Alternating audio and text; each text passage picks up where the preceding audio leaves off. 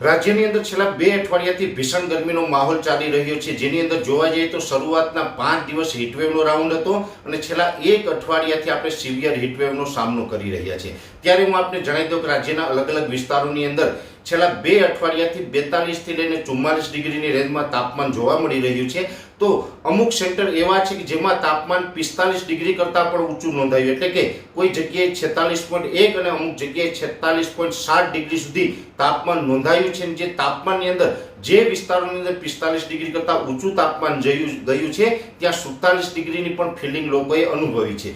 આ ઊંચા તાપમાનની અંદર હવે જોવા જઈએ તો આવનારા 2 દિવસ પછી તાપમાનમાં રાહત મળે તેવી શક્યતાઓ છે, છતાં પણ હજી 24 અને 25 મે એમ 2 દિવસ સુધી રાજ્યની અંદર તાપમાન છે ઊંચું જોવા મળશે।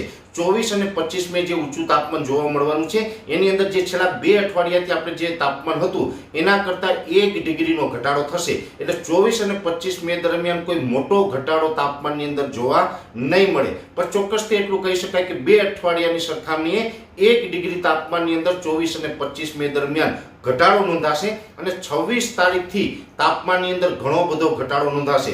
26 તારીખથી લઈને 30 મે 2024નું જે આ રાઉન્ડ છે એ સમયગાળા દરમિયાન તાપમાનની અંદર 4 થી લઈને 5 ડિગ્રીનો ઘટાડો નોંધાય તેવી શક્યતાઓ છે। એટલે ઓલ ઓવર જોવા જઈએ તો છેલ્લા 2 અઠવાડિયાથી જે આપણે હીટવેવનો સામનો કરી રહ્યા છીએ એની અંદર 26 તારીખથી આપણે ઘણી બધી રાહત મળશે અને 26 થી લઈને 30 તારીખ દરમિયાન જે છેલ્લા 2 અઠવાડિયાની અંદર જે તાપમાન હતું એ તાપમાનની અંદર 4 થી 5 ડિગ્રીનો ઘટાડો થાય, આવા એક મોટા રાહતના સમાચાર ગણી શકાય।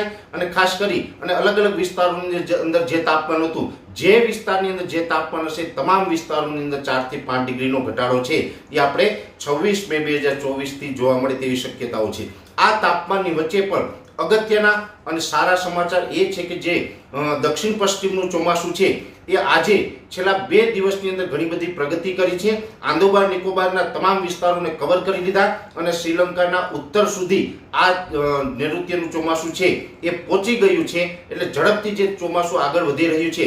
બંગાળની ખાડીની અંદર અત્યારે એક લો પ્રેશર છે અને આ લો પ્રેશર સાયક્લોન સુધી જવાનું છે। જો કે એ લો પ્રેશર છે એ પશ્ચિમ બંગાળ અથવા તો બાંગ્લાદેશ ઉપર લેન્ડફોલ કરશે અને એની અસર છે ગુજરાત ઉપર ખાસ નથી થવાની, પણ ચોક્કસથી એટલું કહી શકાય કે એ જે સાયક્લોન છે ઝડપથી આગળ નીકળી જશે, એટલે ચોમાસું છે એ પણ ધીમે ધીમે ઝડપથી આગળ વધશે અને ચોમાસા ઉપર જે બંગાળની ખાડીનું સાયક્લોન છે એની કોઈ નેગેટિવ અસર પડે તેવું હાલ લાગતું નથી। એટલે એટલું કહી શકાય કે અત્યારે જે રીતે ઉત્તર શ્રીલંકા સુધી આ નૈઋત્યનું ચોમાસું પહોંચી ગયું છે એટલે સમય કરતાં વહેલું આમ જોવા જઈએ તો કેરળની અંદર 1 જૂને ચોમાસાની એન્ટ્રી થતી હોય, પણ આ વખતે સમય કરતાં 3 થી 4 દિવસ વહેલું છે એ ચોમાસું કેરળની અંદર પહોંચે તેવું હાલ એક મારું પ્રાથમિક અનુમાન છે।